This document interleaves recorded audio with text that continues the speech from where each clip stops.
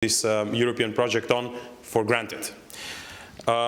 First of all, we have to be aware that the European Union that is going to be joined by the countries that are now standing as candidate and potential candidate countries is going to evolve. One very good illustration of that that I was shocked with was given by my 11-year-old nephew who went with his parents to spend holidays in Bali. He's now in 5th grade, primary school, and he's able to locate Macedonia on the world map.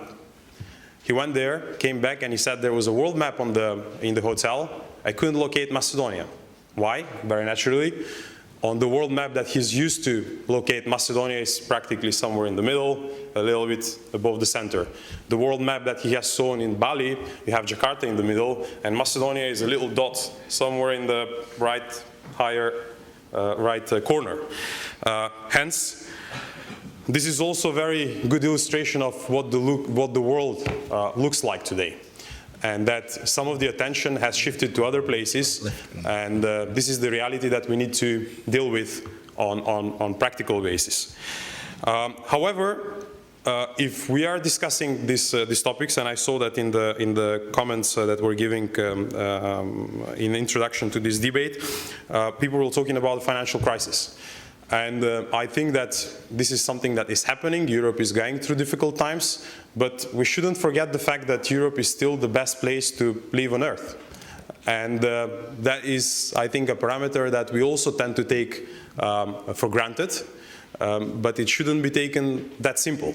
It is, as a matter of fact, no matter the crisis, the challenges that we have faced over the past period, it is a great place to be in. And frankly speaking, I wouldn't change it to any other place on Earth. Which should be an extra motivation to attain our objective.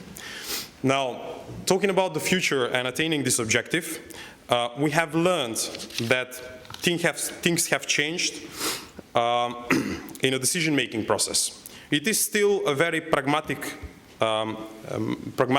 process. It is driven by the priorities on the political agenda of political decision makers, but actually the agendas have changed and the priorities have changed. Three factors remain very critical. It is a political process. I have to emphasize that. So you make decisions on political basis. It has also an economic dimension, and it has a human dimension. If you take the first half of this enlargement process, probably the political agenda was pretty much the same all around Europe. And that was the objective that it was a divided Europe. With the fall of Berlin Wall, there was a big enthusiasm to get back to an integrated region. And there was a focus on democratic liberal economies to be built wherever they were not existing at that time. But political will was there. Economy-wise, this was a great opportunity to be used. It was a time when Europe was on an average growth rate of 3 to 4%. And there was a strong willingness for deepening of this European project. There was the euro on the back, the European monetary mechanism, etc. So the economic factors were there as well. And there was a human dimension which was very positive, and that was the enthusiasm for opening up. There was a need for a workforce in practically all pretty much rich economies in what was the European communities and then the European Union now. That is probably the most important aspect. Today, some might argue that that has evolved for a number of reasons, but still I think that the principles are the same. You have a first objective that is peace and stability. It is the main idea of the founding fathers, and it is why Western Balkans are promised the same perspective as the countries that have already joined the club. We have the internal market, and size does matter. I agree fully with Commissioner Füle. So we are all better off by having a larger, more integrated market. Our ambitions can have grown, and during the last 10 years, we went really beyond the horizon by fixing this Lisbon strategy that says that Europe should aim to become the most competitive knowledge-based economy. And that was a very good driver for better integration and to make sure that 10 and then 2 more and tomorrow another country will join the club and will make sure that this sphere of peace and prosperity gets bigger. we cannot avoid to think about the fact that we are running a risk of becoming a world periphery on a very long run. I do not think that this is imminent, and I'm not convinced that Europe does not have the capacity to overcome such a risk. Where does the candidates and potential candidate countries stand there? I think they have one very good advantage in this story, and that is that people are more focused now on fulfilling criteria than what they used to be in the past. Therefore, enlargement has been the greatest reform driver for practically all the countries that have already joined the club and that are on the road to join the club. And I think that it is the right approach, because without that driver, probably we would have performed less than what we have performed in this context. Another aspect is that we should not underestimate the leverage that the European Union has when you have a credible process that is based on performance and on delivering results.